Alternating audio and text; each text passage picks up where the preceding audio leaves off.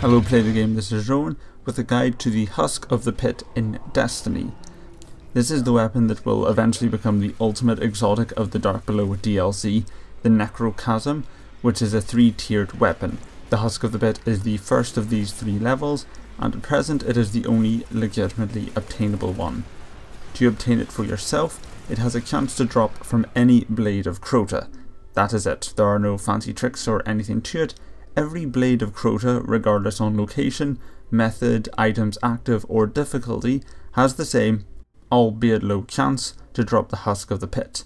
You don't even actually need the DLC to get the Husk of the Pit, although it will make the farming process substantially easier. Also, when a Blade of Crota does drop the Husk of the Pit, it will be sent straight into your inventory. It is not an engram or droppable loot, it is treated as a mission reward item. So it will be sent straight into your inventory if you have a free space in your primary weapon category, or it will be sent to the postmaster if you do not. The best way to farm for the Husk of the Pit is through the Fist of Crota mission on Earth, using the methods shown in the video, as this gives you the most kills per hour. And yes, this process might take hours because it is a random drop for you to actually get the Husk of the Pit. When I first tried it on Wednesday, I spent 2 hours continually using this method and got nothing to drop.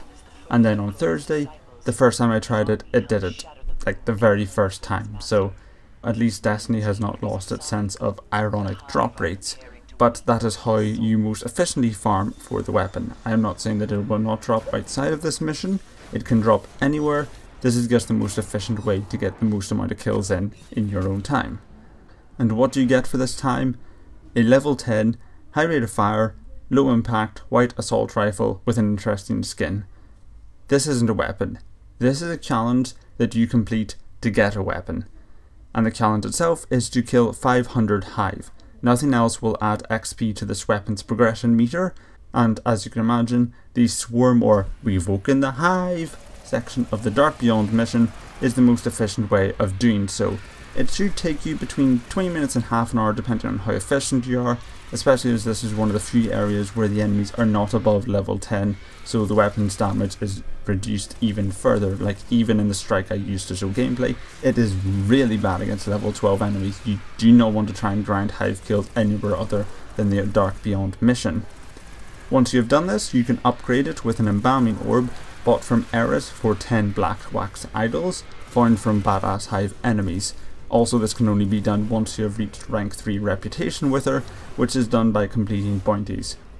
A lot of them. Like, if you've done every bounty since the DLC was released, you still shouldn't have rank 3 reputation, unless you glitched it of course, but that's another matter altogether. So that is the Husk of the Pit.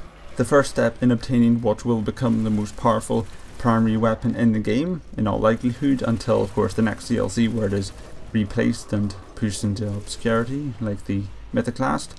But until now, if you want to save yourself time, this is the best time to farm this weapon and prepare yourself for what will be the powerful Necrochasm auto rifle.